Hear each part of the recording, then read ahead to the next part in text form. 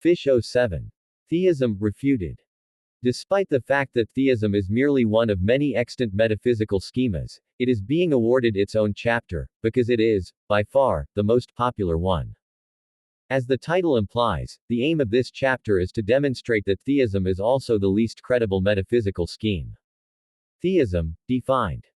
In this book, the word theism is capitalized where it is used in reference to a supreme creator deity, normally conceived as the God of all gods, or the feminine conception of the Godhead, usually referred to as the goddess. Theism is the belief that such a divine being exists. Although there are other metaphysical schemas that incorporate the term theism in their names, including pantheism and panentheism, they are not factually theistic, because they do not allude to a lowercase god, or to the uppercase God. The word theism comes from the ancient Greek word theos, meaning God, which, in turn, means a male deity.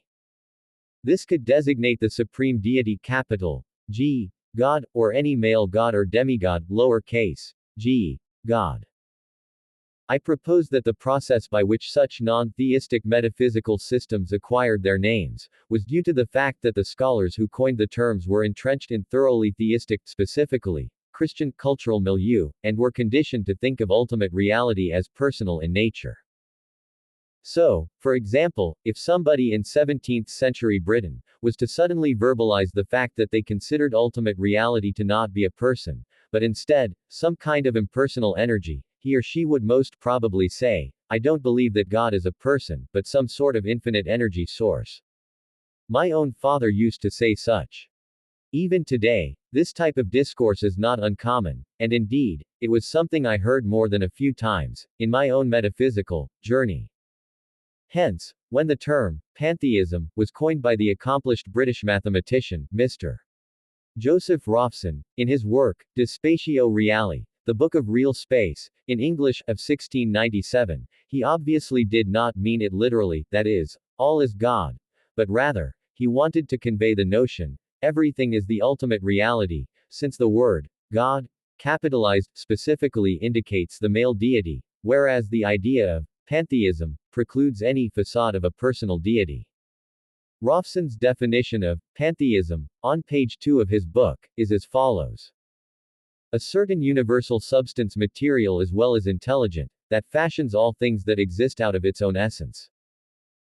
In this chapter of A Final Instruction Sheet for Humanity, the term theism refers exclusively to what is now known as classical theism, a form of theism in which the Godhead is characterized as the absolutely metaphysically ultimate being, in contrast to other conceptions such as pantheism, panentheism, polytheism, deism, and process theism. Classical theism is a form of monotheism. Whereas most monotheists agree that God is, at minimum, all-knowing, all-powerful, and completely holy and good, classical theism asserts that God is both immanent, encompassing, or manifested, in the material world, and simultaneously transcendent, independent of the material universe, simple, and having such attributes as immutability, impassibility, and timelessness.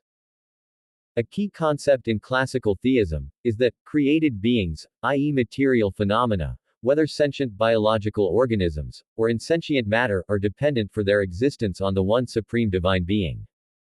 The existence of God is a subject of debate in theology, the philosophy of religion, and in popular culture.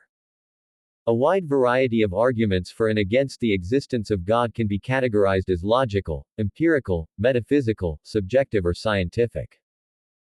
In philosophical terms, the question of the existence of God involves the disciplines of epistemology, the nature and scope of knowledge, and ontology, study of the nature of being, or existence, and to a somewhat lesser degree, the theory of value, since some definitions of God include the notion of perfection.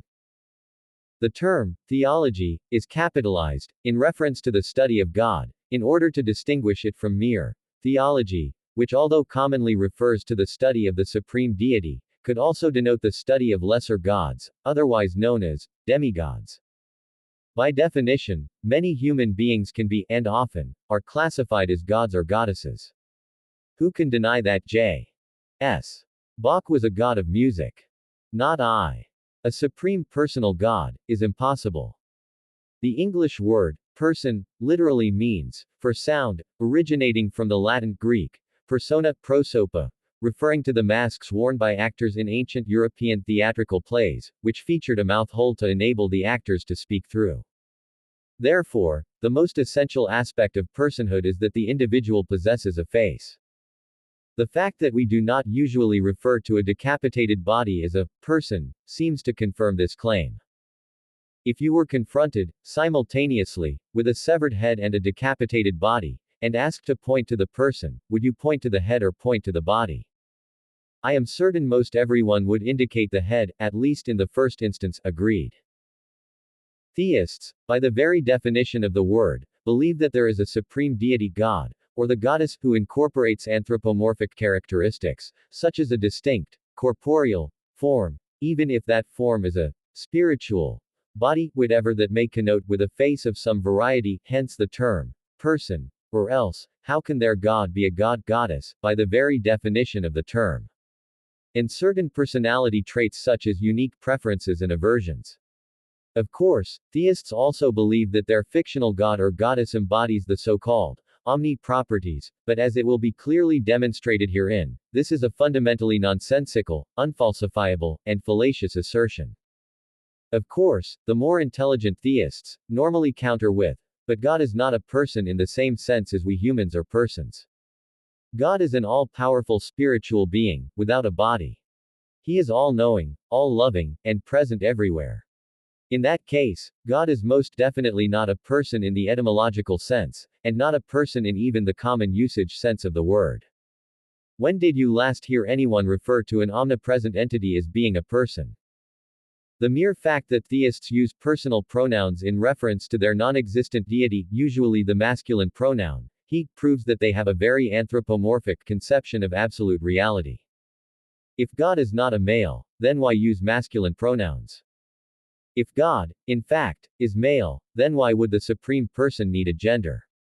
Does God require a female mate in order to reproduce? The most popular religious tradition, Christianity, claims that God is spirit. Yet, spirit is a very vague term that is rarely defined. Tangentially, the term person can be, and, in my opinion, should be used in reference to any animal species that possesses a face, since most humans do not accept the fact that animals are persons, worthy of moral consideration. In recent times, animal rights activists have been heard referring to animals in such a way as persons. The fact that vegans are still relatively rare in most nations' countries seems to validate this assertion that most humans do not see other animals, like birds, fish, and mammals, as persons. Otherwise, non-vegetarians, non-vegans would have no qualms about saying such things as, "I'm planning to consume 3 persons for dinner tonight," in reference to 3 animals. Those who reject the assertion that animals are persons would necessarily refuse to accept the personhood of any intelligent extraterrestrial species. That most every science fiction novel or motion picture attributes personhood to such species seems to comport with our intuition. The fact that we recognize our domestic pets having variegated personalities appears to confirm that they are, by very definition, persons. Undoubtedly, if highly intelligent humanoid extraterrestrial life exists, we would all refer to those alien species as persons. Similarly, if we were to somehow come across a Neanderthal, Homo neanderthalensis, surely we would consider him or her to be a person, even if the Neanderthal was unable to communicate in any semblance of a modern language. Therefore, it is an undeniable, objective fact that the term person does not refer exclusively to Homo sapiens, and that when the word is used in reference to the supreme deity, it strongly implies that the deity possesses more than just a mind of some kind, but also a face of some sort. Some major theistic religions say as much, anyhow. The main reason for theists claiming that their omnipresent God is a person is simply because they equate mind with personhood. The absurdity of omni, being. There has never been, nor will there ever be, even the slightest shred of evidence for the existence of the Godhead, that is, a supreme deity, for the notion of an omnipresent, omniscient, and omnipotent person, is both profoundly illogical and extremely incongruous, to put it mildly. At the risk of sounding facetious, any human being who believes in a gigantic man, or woman, perched in the heavens, is a literal moron. In response to this seemingly comical picture, theists will predictably claim that they consider their deity to be neither a man nor a woman, yet this belies the definition of the two terms. Again, a god is a male deity, whereas a goddess is a female deity. Furthermore, it also belies the pronouns used by theists in their theologies, in which masculine pronouns are almost invariably used for the supreme deity, e.g. he, him.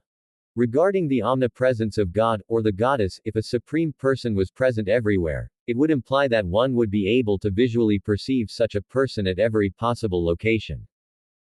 Of course, theists will claim that their fictional god-goddess is imperceptible via the bodily senses, but that he or she can be experienced solely in one's heart, by which they mean mentally, or spiritually. Clearly, there is no way in the world one could possibly consider such a being, by definition, to be personal in nature. And if it was so, this being would be a separate object, see the glossary definition of object. How could a personal God be present everywhere, when there was no such thing as a created universe before he created it? This implies that, before God created the world, he was not located in any particular place, yet became omnipresent only after creation was manifested. Note that when the term personal God is used in this book, it does not imply that there exists, either potentially or actually, an impersonal God, for that is a flagrant oxymoron, given the most accurate understanding of the term person. The term personal God is used purely in order to emphasize the fact that God is indeed a person, for how can a male deity be anything other than a person, at least hypothetically, because obviously, the reality of a supreme creator God is both an ontological and an epistemological impossibility. The term impersonal God is best substituted with the more accurate terms Brahman, the Tao, et alia.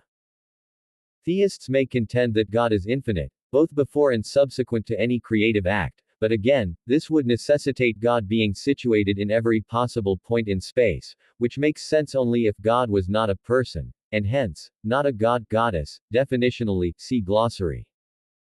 When we look around us, we do not see any semblance of a personal deity anywhere in creation, so to claim that God is omnipresent is an obvious falsehood. Theists would argue that God is present in his creation in some kind of mysterious way, such as in the form of his Holy Spirit or via some other vague model, but this contradicts the very definition of the word God. See the glossary entries for God and God. If this fictitious deity was actually present everywhere, as claimed by most all theists, there would exist nothing but God, which is closer to a pantheistic metaphysical schema, rather than a monotheistic system. The mental gymnastics that theist apologists invoke, in order to justify the existence of the Godhead, is truly puerile and mesmerizing. Also, this would bring into play the question of time. Without time, how does God deliberate on his desire to create a material universe?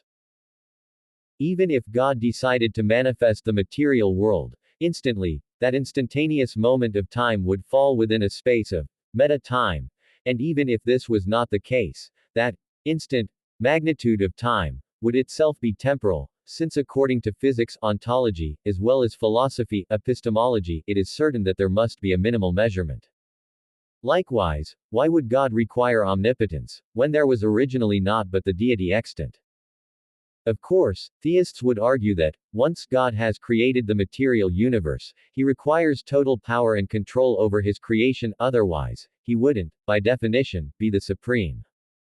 However, this argument itself easily falls apart, when one understands the simple fact that the universe, at least our particular bubble universe, is composed of space-time, that time is relative, and therefore, cannot supervene upon the eternal, timeless absolute. If God is all-powerful, surely it implies that no other being possesses any power whatsoever, since all extant power is confined to the supreme God alone. In response, theists will claim that God's power is defined as the ability to do anything power can do, or anything he wills. It does not include doing things contrary to his character, such as lying, changing, or sinning. Intuitively, this implies that God cannot be omnipotent. Due to theists' fundamentally flawed understanding of metaethics, they fail to understand that lying is not necessary in a moral action. And, regarding the inability of God to sin, this is a redundancy, since within divine command theory, to sin means to defy God's commands. The only omni-property that comes even close to being an accurate description of ultimate reality is omniscience, since the monad knows absolutely everything there is to know, and that is, the monad itself. See the previous 2 chapters for further clarification of this concept. On the other hand, there is a possible infinite epistemological regression problem regarding the omniscience of God the Goddess. Because God knows absolutely everything, obviously God knows that He knows everything. Consequently, God knows that He knows everything, correct?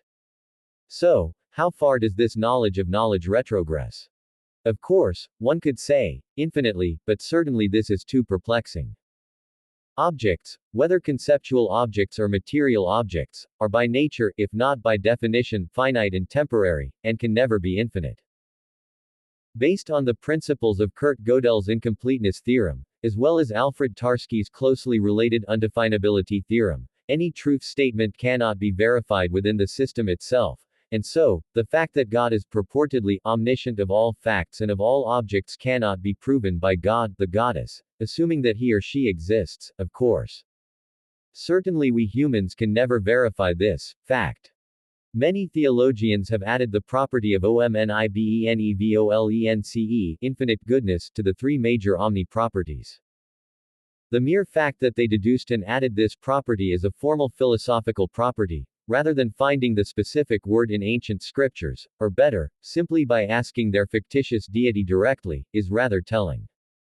Above all, it is imperative to understand that goodness can only make sense in relation to badness, and therefore is nonsensical in reference to the absolute. First of all, one would be required to provide an incontestable definition of the term good, and then demonstrate that God is absolutely always good, without the slightest hint of badness. Assuming that even one of the major theistic religions is correct, this assertion would be difficult to substantiate, considering what a demonic scoundrel God is exposed to be in their scriptures. Even so, if God is factually transcendental to all dualities, he cannot be good, since goodness cannot exist without a measure of badness, and consequently, God must be infinitely bad as well as infinitely good, or at least, beyond both good and bad. See the glossary entries, absolute, bad, good, and evil, the problem of. Also, read Chapter 03, regarding the notion of concepts, truth. Omni-properties are unverifiable. How would it be possible to even perceive the infinite nature of God, in order to authenticate his existence? If, for example, someone was to witness an appearance or an apparition of God, it would obviously be an appearance within the constraints of time and space, not to mention an experience that is taking place solely within one's consciousness. See Chapter 04. How then, could one feasibly verify that this person is omnipresent, and similarly, omnibenevolent, omnipotent, and/or omniscient? Obviously, one would require omniscience, in order to properly substantiate that another being possessed unlimited knowledge. Furthermore, if God is infinitely benevolent, he certainly has a strange way of demonstrating his supreme goodness, considering the amount of gratuitous pain and abject misery one can clearly see in the world around us. Coincidentally, the day before this paragraph was composed, I met a guy at the clinic of our chiropractor, who honestly believed that Lord Sri Krishna, almost definitely a fictional character in ancient Indian mythology, appeared to him on the rooftop of his residence in the United States of America, and bestowed upon him a new name. Unsurprisingly, my brief attempt to convince this American gentleman of the illusory nature of his apparition proved futile, and concluded with his assertion that I was unable to prove that God did not exist, even though I informed him that I had fully demonstrated precisely that, in the 7th chapter of the most important work of literature ever conceived, the book that you are presently reading, or listening to, if you are using a text-to-voice application or an audiobook. Mystical experiences, such as that described above, are certainly possible, for I myself have experienced a number of such things, but they cannot provide anything more than anecdotal evidence for any metaphysical claim, especially the claim made by theists for the existence of a perfect person, who creates mind and matter. Omni-properties are self-contradictory. If God is omnibenevolent, unable to perform, or even conceive of, an unrighteous deed, but only does what is moral, a far better term than good. See good in the glossary, then it strongly suggests that he is not genuinely omniscient, for he would be bereft of the knowledge of evildoing. Even if God understood the distinction between moral and immoral, this does not necessarily entail that he knows how it feels to be an evildoer. The fact that theists claim that God's actions are definitionally moral, since he is the arbiter of morality, is irrelevant here, or at least, it would be an attempt to simply move the goalposts. Of course, God cannot feel what it is to be immoral because God cannot sin. God's lack of knowledge of what it feels to be a criminal contradicts his supposed knowledge of everything. Brute divine command theory is a highly unreasonable metaethical position, as it fails to establish any metric for what God considers ethical or unethical. It is only a matter of whatever he does is semantically moral. Because God is claimed to be the maximally perfect being, he is fearless, and hence, God does not know what it feels to be fearful, the fears that come about from being weak and vulnerable, for instance. So, is God truly omniscient? No. Even if there existed such a divine being as God or the goddess, the veracity of his or her existence would have little to no bearing on the most exigent thing in our lives, and that is, finding the true, unadulterated peace and happiness to which we all aspire.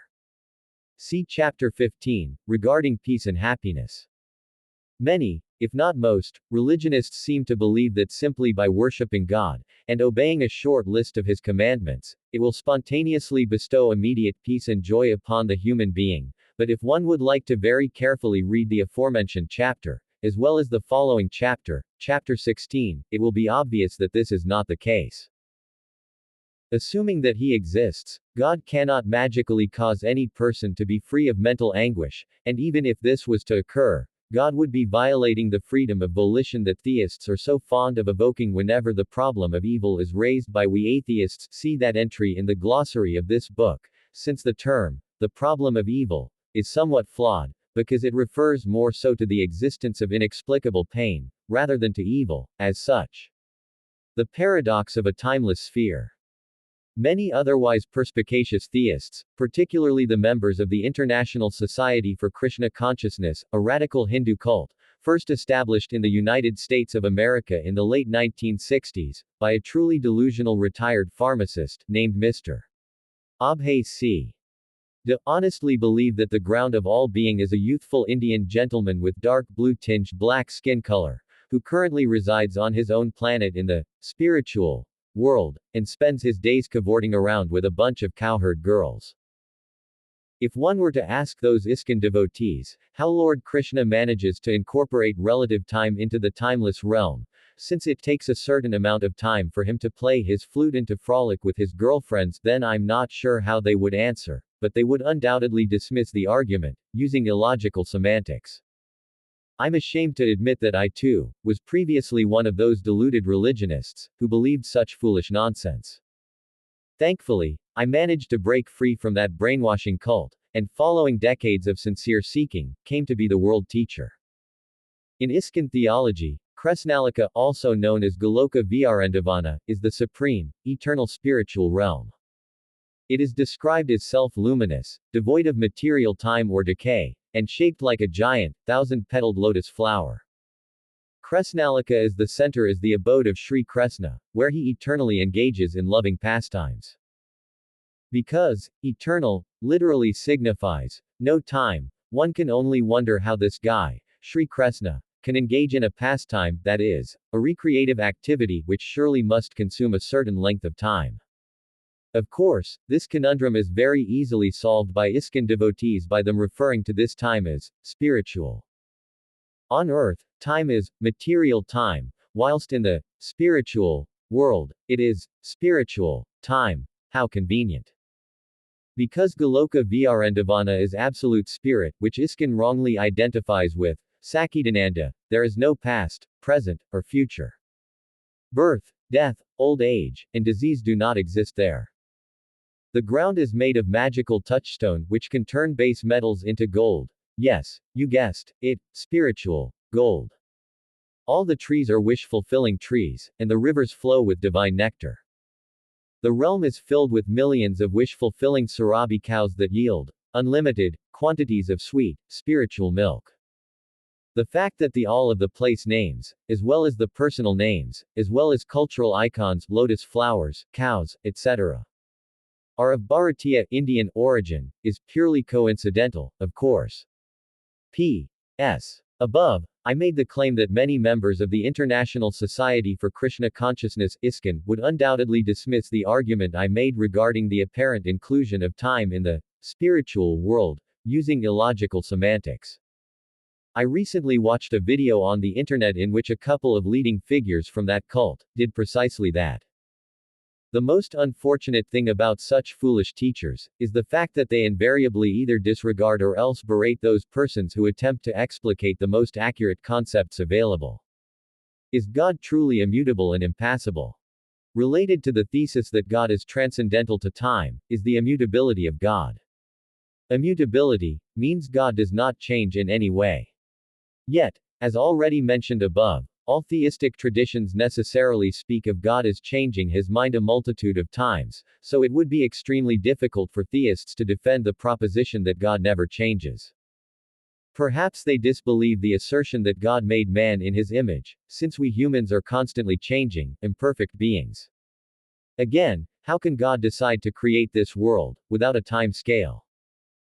When theists claim that God is a formless mind, or even that God has a mind rather than some kind of gendered, corporeal being, with a face, according to the literal definition of God, the first question to ask might be, well, if God is a cosmic mind, then what activity does this mind perform? Surely a mind, by definition, comprises conscious thought, and thoughts must necessarily take up a certain portion of time, correct? Impassibility, a corollary to immutability, means that God does not experience emotional change in any way. God cannot be acted upon or moved by any other source. He does not suffer, his character, his will, and his promises never change. Obviously, this too contradicts what every theistic tradition has overtly taught in relation to their fictitious deity, as evidenced by the narratives in their holy scriptures. As to be expected, modern theologians have devised a plethora of crafty justifications for God's impassibility, but the mere fact that he is incapable of change says much of this supposedly perfect person. As alluded to in the previous paragraph, God cannot be impassible literally, unable to suffer, because God, by all accounts, has discrete thoughts. Also, it implies we have abilities that God does not, and thus we are somehow superior to this perfect being. We mere creatures can experience emotions and suffering, but the God of all cannot experience such things. Causative arguments. Causative arguments for God, most commonly known as cosmological arguments, or philosophical proofs that maintain God must exist because the universe had a beginning or requires a cause to explain its existence. They operate on a simple real-world logic. Everything that begins to exist has a cause. The universe began to exist, therefore the universe must have a primary cause which theologians identify as God. It is hilariously inconsistent to assert a causeless cause of the universe. If the premise states that everything requires a cause, making an exception for God violates the argument's own rule. If God can be uncaused, insightful critics ask why the universe itself cannot be uncaused. The two main types of causative arguments are 1. The temporal cause, i.e., the Kalam cosmological argument, which has as its focus the beginning of time. It is predicated on the premise the universe had a specific starting point in history, like the Big Bang. Conclusion: since it had a beginning, something outside of time and space must have triggered it. 2. The dependency cause, i.e., the argument from contingency, which has as its focus current existence, not the past. This argument is grounded upon the principle that everything in the material universe is contingent, meaning that it relies on something else to exist in the present. For example, you rely on oxygen, oxygen relies on chemistry. Conclusion: the entire universe cannot rely on nothing. There must be a necessary being that sustains everything at this very moment. This necessary being is more plausibly being becoming itself, otherwise known as the monad, Brahman, in Sanskrit, or the Tao, in Chinese. For some bizarre reason, Cosmological arguments, especially the Kalam cosmological argument, seems to be the first recourse for theist apologists, even though it is one of the weaker arguments for God's existence. Put simply, even if it could be established that the phenomenal universes had a beginning, it cannot be automatically assumed that the inchoate spark was ignited by a personal deity, God, or the goddess, for this would constitute a non sequitur and formal logical fallacy. As implied above, the far more credible explanation is dual-aspect monism. God is unintuitive. Here is a thought experiment that shows how unintuitive is the concept of God-goddess, that is, the supreme male deity, or the goddess. It could easily be applied also to the notion of reincarnation, as well as to a host of other nonsensical, unverifiable, and unfalsifiable dogmas. Imagine that you were born into a society in which there was absolutely no mention of a supreme deity, nor any indications of such a divine person in architecture, literature, the World Wide Web, or in any other field or facet of life. What do you believe would be the chances of you spontaneously formulating the idea of the Godhead, completely independently? Likewise for the notions of reincarnation, heaven, etc. On the other hand, for thousands of years, history has witnessed literally millions of occasions in which humans, often those who have been exposed to minimal religious milieu, have awakened to their authentic, essential nature as the divine. This, in itself, is middling evidence that ultimate reality is not a separate, discrete object God but the very ground of all being, Brahman, or the Tao. See also ch. 16, paragraph 4. Common sense dictates that ultimate reality must necessarily transcend all dualistic concepts, including the personality-impersonality dichotomy. Yet, only an excruciatingly minute number of humans have ever grasped this complete understanding and realization. Neither eternal beingness, unlimited consciousness, nor blissful quietude, Sachidananda, in Sanskrit necessitate personality. See chapters 05 and 06, to properly understand the nature of ultimate reality, and chapter 03, to learn how to distinguish mere concepts from absolute truth. God's limited revelation. Theists generally agree that the Creator God, or the Goddess, for those who are of a feministic persuasion, is all-loving, i.e. infinitely loving. God loves His beloved creatures more than we could ever conceive. Why, then, does God reveal Himself to such a very minute percentage of His creatures? Why does God choose to reveal Himself only to those Homo sapiens who have resided in select locations of the planet, for such a fairly short period of history? Why are non-human species of Animalia precluded from engaging in a relationship with their omnibenevolent Creator? Why did the God of all gods decide to reveal Himself to us humans hundreds of thousands of years after Homo sapiens evolved from our ancestors, such as Cro-Magnons and Homo neanderthalensis? Does God not love the human beings who existed 300,000 years ago, since, as far as we are aware, there was no monotheistic system of religion extant during that time? Why were the natives of South America, Africa, the Pacific Islands, and Australia not visited by purported divine incarnations, avatara, in Sanskrit? What was so distinctive about Indians and Middle East Asians, that God decided to reveal His glorious self only to those peoples? Were Australian Aborigines uniquely unworthy of God's divine communion for the first 50,000 years or so of their inhabitancy of the Southland, Terra Australis, in Latin? As a child, I used to wonder why only one species of Animalia, Homo sapiens, were able to engage in a relationship with their loving Creator. One may say, well, obviously, a cat or a dog lacks the intelligence and the language capability to believe in God, and to connect with God on any meaningful level.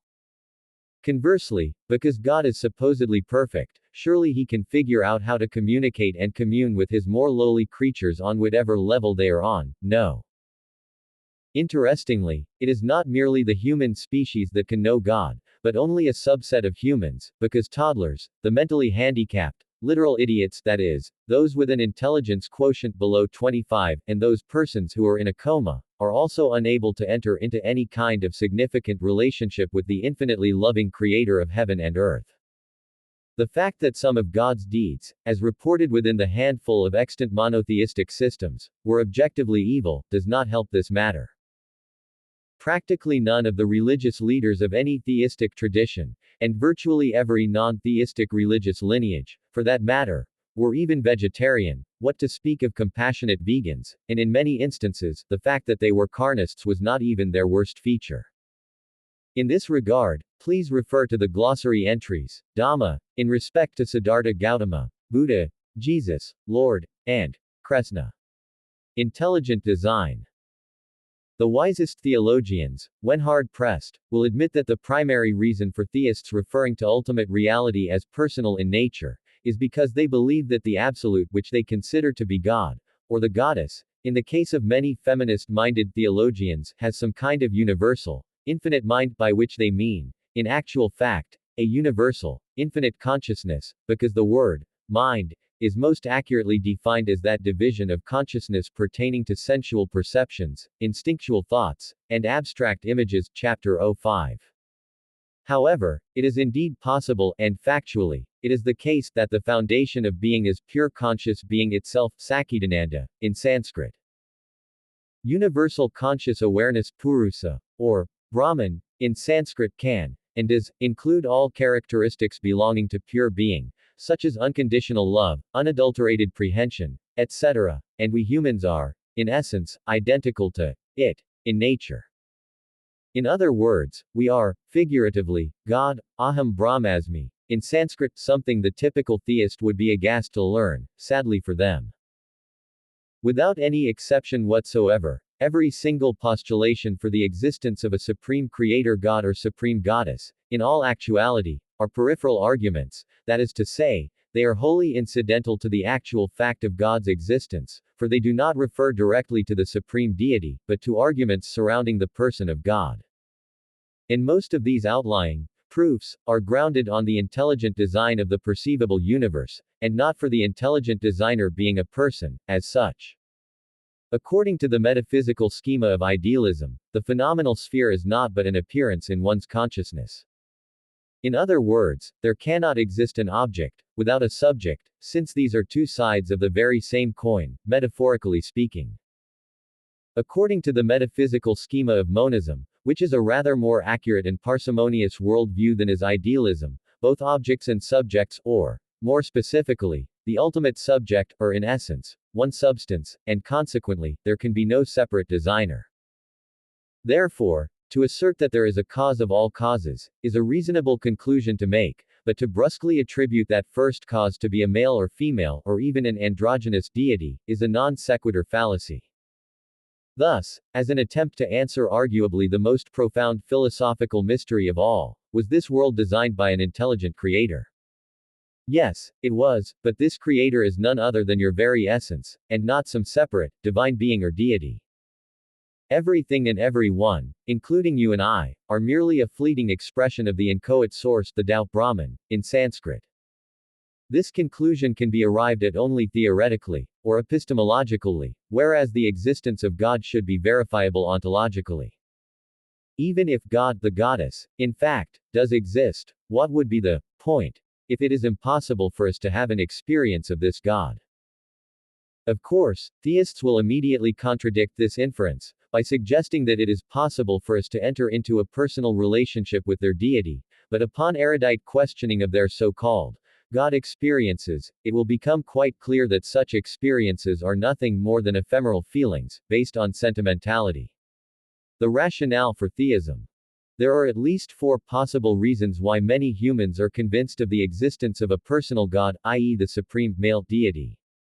1. Because it is natural for any sensible person to believe that humans may not be the pinnacle of existence, and that there must be a higher power or ultimate creative force, an intelligent designer. However, because they cannot conceive of this designer being non-personal, they automatically suspect it must be a man, God, or a woman, the goddess, with personal attributes. One who is truly awakened and/or enlightened, understands that the universal self is the creator of all experiences, and that he is the Tat Tvam Asi, in Sanskrit. Also, some theists use teleological arguments, claiming that humans have an instinctive disposition towards worshipping God. This may be so, but it is not evidence of ultimate reality being personal in nature. Again, that thou art, the worshipper and the worshipped are of the same essence. 2. Because they may have experienced some kind of mystical phenomenon or miracle that they mistakenly attribute to God's grace, but which can be more plausibly explicated by another means. As explained earlier, all such phenomena are produced by the true self of all selves, Paramatman, in Sanskrit. I, the author of this holy scripture, have personally experienced very powerful, miraculous, mystical phenomena, which I formerly ascribed to the personal conception of God, since I was a theist, but now know to be caused, ultimately, by the real self. The real self is synonymous with the Tao, the Great Spirit, Brahman, pure consciousness, eternal awareness, necessary existence, the ground of all being, uncaused nature, the indifferentiated substratum of reality, the unified field, the source of all, etc. I would assert that a large proportion of theists are those who have experienced some kind of mystical phenomenon, whether that be a peak awakening experience, including Kundalini experiences, speaking in tongues, etc., an inner or outer locution, an audible voice or an internal voice, or, seemingly, physical apparition, and attribute the phenomenon to God, due to their conditioning and lack of critical analysis. 3. Because they may have witnessed the deeds or read the words of an individual human who seems to be a perfect person, in other words an incarnation of the divine principle, avatara, in Sanskrit. To be sure, such characters may exist, but this does not automatically prove that the supreme truth is inherently personal. An avatara is a man who is fully enlightened, with all noble qualities, but not necessarily perfect in every possible way. For example, very few, if any, of the recognized avatars in human history taught or practiced veganism. We atheists are patiently awaiting the time when the perfectly loving God will publicly show himself to his beloved creatures, rather than merely sending imperfect representatives to this planet, under the guise that they are fully divine. This is known as the problem of divine hiddenness. Of course, this will never ever occur, because, as I think that I have sufficiently demonstrated, a supreme personal God is a logical impossibility. The fact that a person who claims that God has spoken directly to him would be publicly humiliated is evidence of this. If I told you that God is speaking directly to me at every moment of my waking life, you would laugh at my claim, because you know that God never speaks to humans. 4. Because they may have been conditioned by their family, society and/or religious organization over many years, or even several decades. Unfortunately, we humans are a very gullible race. Due to low intelligence and a lack of critical analytical skills, the typical person believes almost anything they read or hear, from virtually any source, no matter how unreliable it may be. During a visit to one's local place of worship on any given weekend, one will notice a congregation of sheepish individuals, gleefully nodding in agreement with practically every single nonsensical, inane word pontificated by their deluded priest, mullah, rabbi, guru, monk, or preachers. A perfect example of this phenomenon is the one mentioned near the conclusion of Chapter 01, wherein the disciples of a foolish Vietnamese woman, Mrs. Trinh Dang Hu, who calls herself the Supreme Master Ching Hai, and who believes that she is the reincarnation of God himself, loudly vocalize their approval of each and every delusional sentence that she utters during her sermons. Even the current world teacher, despite his genius intellect, was once a thoroughly indoctrinated, fundamentalist theist, before he awoke to a definitive understanding of life, and composed this solitary holy writ. Of course, as it will be thoroughly demonstrated within the 11th chapter, the ultimate cause of theism is the fact that we humans have socially and reproductively selected for theism, that is, God believers, for several millennia. Theism is deeply ingrained in our genetic makeup, at least within many, perhaps most, human populations. This author is a perfect example of this phenomenon, since as the descendant of the Aryan people of Middle East Asia, I very readily accepted the notion of the Godhead as a child, and several years later, as a young adult, even though I have finally realized for certain that a supreme divine person is an ontological impossibility, if not an epistemological impossibility. Mysticism and prophecy.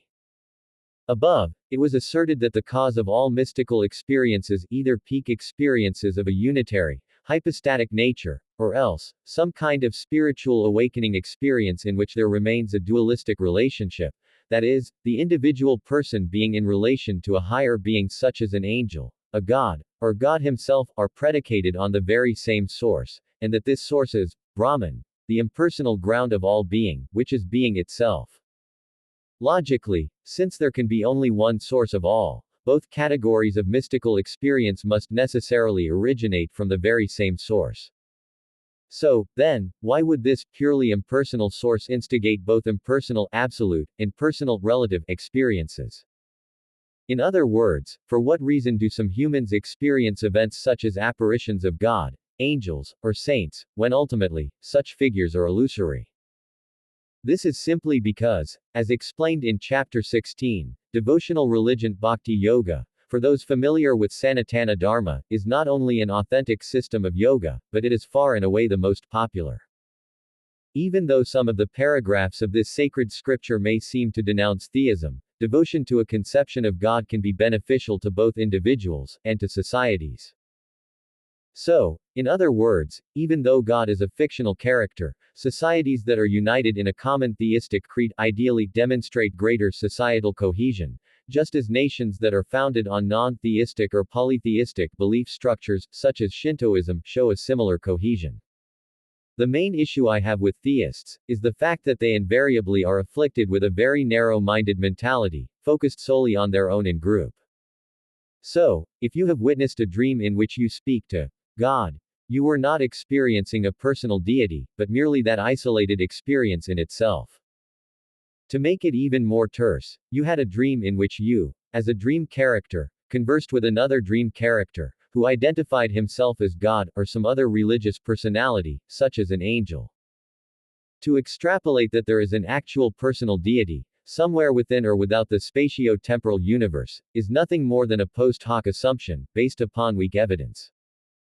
Similarly, when a person experiences memories of a claimed past incarnation, either in the waking state, in dreams, or under hypnotism, those experiences do not necessarily prove that the individual in question actually experienced those events in another life. However, they definitely do prove that the person experienced those cognitive images in the present, for all memories are nothing but present-time experiences. Psychological research over the past century has demonstrated that false memories can be generated in the mind. The mere fact that no two persons who experience a singular event, such as a traffic accident or a robbery, recall the same details and in the same chronological order, seems to confirm those findings. Of course, this explanation, although eminently rational and cogent, will fail to convince the vast majority of religious fanatics who may have experienced mystical occurrences, including myself, when I was a deluded theist for well over 2 decades. Likewise, if an occurrence of miraculous healing takes place, that event was predestined to have occurred from all eternity, as part of the story of this universe. If one alleges that the supreme deity, God, Des, caused the healing, it is nothing more than an unverifiable assertion or claim. So, to summarize, the sights, smells, sounds, tastes, textures, thoughts, feelings and images experienced during the waking state are precisely that, appearances within consciousness. The sights, smells, sounds, tastes, textures, thoughts, and feelings experienced during the dreaming state are precisely that, appearances within consciousness. The sights and sounds of angelic, God-like figures, as well as alleged out-of-body and near-death experiences that occur during the waking state or under general anesthesia, are precisely that, intrinsic appearances within consciousness. Unfortunately, this highly scientific explanation, or description, to be more precise, rarely convinces those who have witnessed mystical phenomena, that their experiences are simply endogenous to their own, discrete, conscious awareness called sata, in Sanskrit. In the case of this author, I have experienced several mystical experiences, including an extremely powerful gift of speaking in tongues, whilst praying over a woman in a Roman Catholic charismatic prayer meeting, in the month of March, 1994. The experience was of an external force literally taking over my faculty of speech, and speaking in a very loud and forceful manner, in a language unknown to me, for at least a couple of minutes. There is not the slightest doubt in my mind that it was not me who was speaking, I was merely witnessing the event as if I were a third person.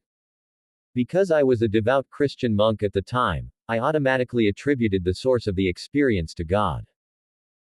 Of course, several decades later, After much maturation, I have now realized that the ontology of a supreme person is a metaphysical impossibility, and that my experience of speaking in tongues, as well as my other mystical experiences, were simply episodes in the narrative of this universal creation, or story of life, and that this creation is merely an urge of the Creator, and that the created is essentially identical with the Creator. Just as with the aforementioned mystical experiences, prophecies, in which a person foretells a future event that he or she could not possibly have foreseen by any ordinary means, are usually attributed to the personal conception of ultimate reality, i.e., the Godhead. However, such prophetic declarations are nothing more than an event in the story of this universe, preordained from all eternity. As explained in Chapter 05, the so-called block theory of time is an accurate understanding of temporality, so it is not inconceivable that certain persons have this ability. Even though there cannot exist a supreme personal creator God, neither epistemologically nor ontologically, the predestined sequence of events of this universe embraces diverse theistic belief systems, at least within the past 20,000 years or so, including phenomenal manifestations that superficially seem to support theism, yet upon conscientious investigation, proves to be unlinked to the existence of God. Divine simplicity. In order to further elucidate on the doctrine of divine simplicity, which states that God is without parts, the general idea can be stated in this way: the being of God is identical to the properties of God. To put it in other terms, ultimate reality is not a complex or a composite. Thus, ultimate reality can't be a deity, the male Godhead, who possesses a mind made of imaginary thoughts, an intellect composed of conceptual thoughts, an illusory sense of self, a physical body, clothed in some kind of garb, and separate from his creation, or her creation, for those who believe in the goddess. Ultimate reality is simply beingness itself. A typical theist may then maintain, but beingness itself doesn't imply that the absolute has a will of its own, with the desire to create universes, etc. This is possibly the reason why certain seers of ancient Bharata, India, added the property of consciousness to being, and furthermore, unending bliss. However, strictly speaking, ultimate reality is supremely simple. Beingness, isness, implies absolute cognition, blissfulness, eternality, and the appearance of infinite attributes. Thus, there are no thoughts within Nirguna Brahman, because thinking various thoughts, or contemplating divers images, can take place only within the realm of time. Nirguna Brahman is pure, unadulterated consciousness itself, which appears as Saguna Brahman, in which thoughts may appear, assuming that there is extant a creation within Brahman, mind you, in which time is one of the aspects of the created universe, and of course, if there are individuated creatures who have the capability to think thoughts and see images, such as animals like we human beings. Personally, I find it difficult to envisage any phenomenal, objective universe that is bereft of time, for such a created universe would be completely static, even though its creation would entail some degree of motion, therefore a fully inert cosmos is difficult to imagine. Nota bene. The reader may have noticed that ultimate reality is generally not referred to as the ultimate reality, because the definite article, the, may imply that reality is an object of some kind, whereas, in fact, ultimate reality is the subject of all subjects and objects, or a collapse of the subject-object disjunction. Yet another way to describe the same concept could be as follows: the superposition of the subject Nirguna Brahman and the object Saguna Brahman is the sole reality. In order to quote one of the wisest Western philosophers, the German idealist, Herr Arthur Schopenhauer, materialism is the philosophy of the subject who forgets to take account of himself. Personally, I would have substituted the term materialism with physicalism, because the term matter refers to both gross matter and to subtle matter, as defined in Chapter 05, whereas physical refers to the 5 gross, tangible material elements alone. Unfortunately, Schopenhauer was what is known as a continental philosopher, as opposed to an analytical philosopher, so his terminology was not always very exacting. Evidence required. If God is factually the supreme male personal being that most theists assert, and definitionally, he must be, since this is what the word God means, in contradistinction to the lower case form of the term, certainly there must be evidence of his existence, in the same way that any other personal being can be proven to exist. For example, if one was to claim that the king of rock and roll, Mr. Elvis Aaron Presley, actually existed, one would need to provide sufficient evidence for that claim, such as photographic images, motion picture film, audio recordings, an authenticated birth certificate, land title deeds, any other surviving historical records, etc. Of course, the more ancient is the person in question, the more difficult it is to prove his or her existence, but this caveat does not apply to the supposedly eternal creator of the universe. Undoubtedly, some rather duplicitous characters will retort thus, but how can one be certain that the man pictured in those films is really Elvis? It may have been an imposter. Obviously, the name of the man is of secondary importance to the fact of his existence. Whatever was his real name, there seems to be strong evidence that such a person really existed. After all, a Christian could easily assert that Allah does not exist, even though the word, Allah, is simply a name that is used by Muslims to indicate the supreme male deity. Furthermore, theists will make the claim that it is impossible to provide tangible evidence for God, since he is spirit, and because spirit is the antithesis of matter, it cannot be perceived by any of the bodily senses. However, this but strengthens the position of atheistic skeptics. Likewise, if one claims that God exists, one is obliged to offer ample, tangible validation, such as, at least nowadays, videographic and/or photographic evidence. Factually, there is far greater evidence for the existence of Santa Claus, than evidence for the actuality of an eternal creator god or goddess. That theist apologists often go to extreme lengths, in order to demonstrate the existence of their supposedly all-pervading deity, is comical. Perhaps even more hilarious than theists' attempt to prove God's existence, is the manner in which theologians and other deeply committed religionists devote their entire lives to discussing matters pertaining to their fictitious deity, in excruciatingly minute detail. Just for example, many Christian ministers will formally gather together, in order to dissect the notion of the Holy Trinity, that is, the tripartite God the Father, God the Son, and God the Holy Spirit, as well as far more trivial dogmas that no rational person would give any heed to, and often resulting in heated argumentation, and even in physical scuffles in rare instances. If one was to inform such theists that there is no real, tangible evidence for the existence of their God, what to speak of the multitude of inane doctrines adjoining their deity, and gently try to convince them of this truism via rudimentary logic and rationality, as demonstrated herein, they will immediately become noticeably antagonistic, and attempt to win the quarrel, despite their lack of direct evidence for God, and will spout a host of peripheral evidences, predicated on causation and intelligent design. This paradigm is applicable to all theistic traditions, and also true of non-theistic traditions, such as Mahayana Buddhism. So, before theists attempt to wrestle with somewhat esoteric questions, such as whether or not God is cognizant of all future events' divine foreknowledge, whether the mother of Lord Jesus Christ was born without sin and was a certifiable virgin, despite her giving birth to a child, if the hypostatic union, which in Christian theology, describes the union of Jesus Christ's humanity and his ascribed divinity, in one individual, or if angels are male, female, or androgynous beings, with or without the ability to fly through the air. It is suggested that they search for a single scrap of evidence for the existence of their supposedly all-pervasive deity, in the first place. After all, if their omnipotent, omnipresent, omnipotent God truly loves all of his creatures infinitely, surely he will not refuse to supply a scintilla of evidence for his very existence. What kind of father deliberately hides himself from his beloved children, throughout the entire lifetime of those children? Perhaps one who does not factually exist, I would vehemently contend.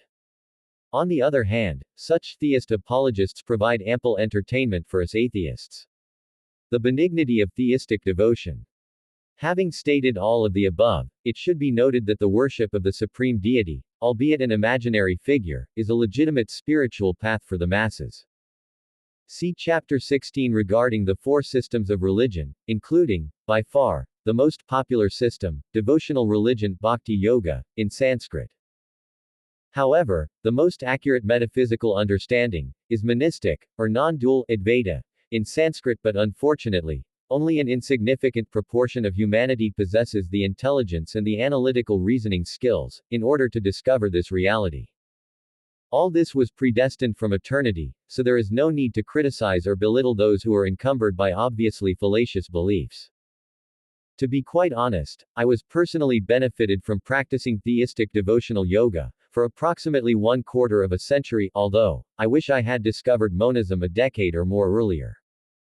For expositions of other major metaphysical systems, see the glossary entries: Advaita, idealism, materialism, monism, pantheism, and panentheism.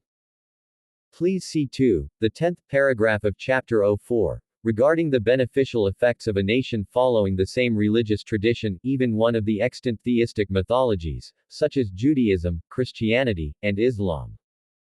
The serious conflicts arise only when such theistic ideologies clash, as witnessed by the ongoing Israeli-Palestinian hostilities, and to a lesser degree of urgency, the fervent bickering between various schools of theism, especially the above-mentioned three Abrahamic traditions.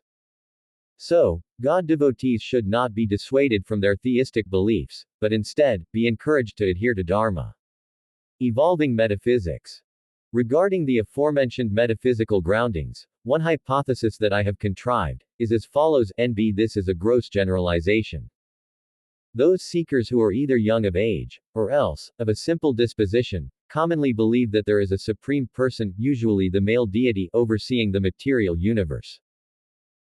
Those theists who are more intelligent and/or thoughtful will question the viability and plausibility of a giant man in the sky, and move towards a more pantheistic understanding of reality, especially after they consider how such a God can possibly be omnipresent, as is claimed by most all theistic traditions, and perhaps transition to a panpsychic, panentheistic schema, which is a rather more monistic extension of pantheism. Thereafter, one may come to learn of idealism and enthusiastically embrace that point of view, as it seems to be a quite logical system of metaphysics. Finally, one may transcend idealism by coming to realize that dual-aspect monism is by far the most rational understanding of universal principles. This was the approximate process I, myself, underwent on my spiritual journey. Why is there something, rather than nothing? This is the fundamental question of metaphysics.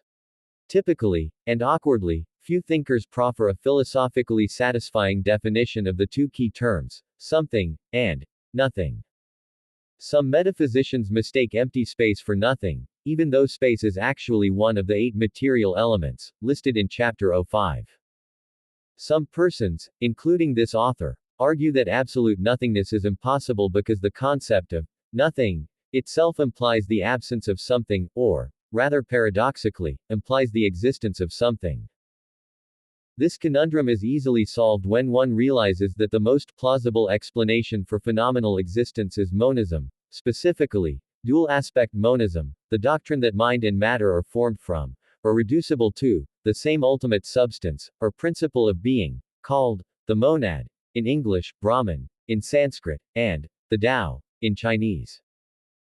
The term monad traces back to the ancient Greek word monas, meaning unity, or a unit, which itself derives from monos, meaning alone, or single.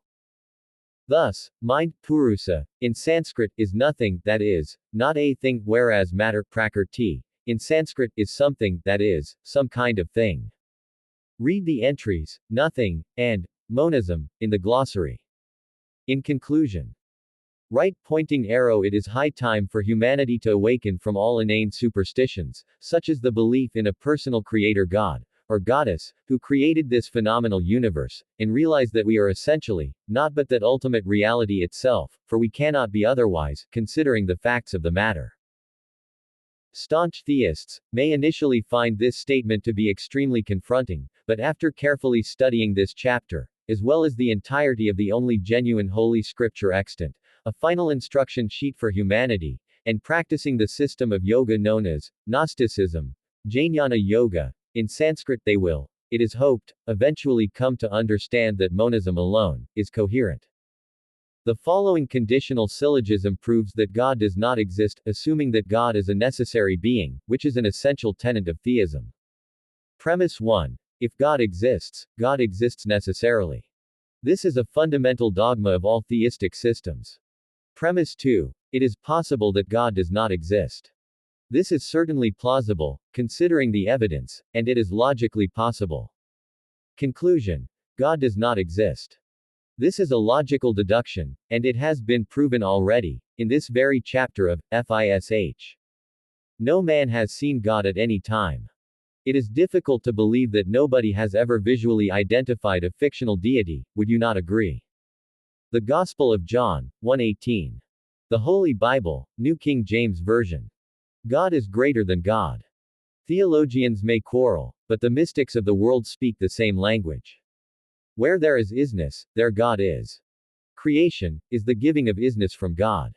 This is why God becomes, where any creature expresses God. There is something in the soul that is so akin to God, that it is one with Him. It has nothing in common with anything created. The knower and the known are one. Simple people imagine that they should see God as if He stood there and they hear. This is not so. God and I, we are one in knowledge. The eye through which I see God is the same eye through which God sees me. My eye and God's eye are one eye, one seeing, one knowing, one love. Eckhart von Hochheim, O.P. aka Meister Eckhart. German Roman Catholic priest.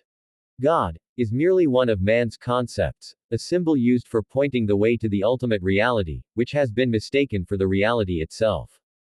The map has been mistaken for the actual territory. Worshippers may derive some sort of satisfaction or peace of mind through worship of a concept such as God created by themselves, but it is a futile process, from the viewpoint of experiencing one's true nature. What is seeking? Seeking is you wanting to know God. Whatever you know is an object, and you are the subject. So if you want to know God, how to do so? You are the subject and God is the object, but what exists is the other way around. God is the subject and you are the object. Each person's apparently stable, separate identity, each human's sense of independent authorship of their actions, is part of the plan. It is how God plays, how God rolls, how God rolls. God dresses up as each person with their quirks, puts them in boring or interesting settings, and then experiences what happens. Far from being a screw-up, in need of fixing, it is how the universe experiences itself. A person understanding God would be akin to a rock understanding a geologist. A person is an unaware object, one attribute of which is an illusory sense that it is a subject. God experiences this person, and through the person, God experiences the world. Only God can experience the final understanding. There is, and never was, a seeker. At that understanding's cusp, you see yourself, at last, not as the person, but as God Himself. The person is an object, but you are the subject in which all objects arise. You are the experiencing of everything that arises. When you recognize this, you no longer care whether this or any person has reached the final understanding, because you've ceased identifying as a person. You realize you are not the person. You are God experiencing yourself through the person. Now, you see, this always has been the case. Even when experiencing the illusion of separateness, you are God.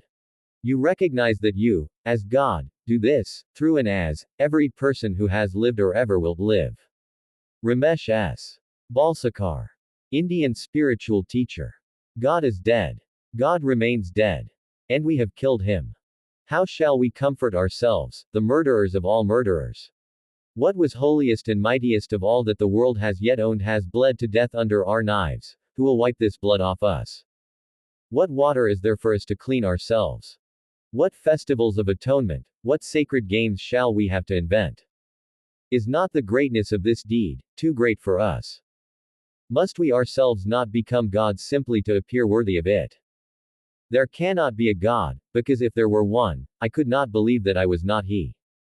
Which is it? Is man one of God's blunders or is God one of man's? Friedrich Wilhelm Nietzsche. German philosopher. Is God willing to prevent evil, but not able? Then He is not omnipotent. Is He able, but not willing? Then He is malevolent. Is He both able and willing? Then whence cometh evil? Is he neither able nor willing? Then why call him God? Epicurus. Greek philosopher.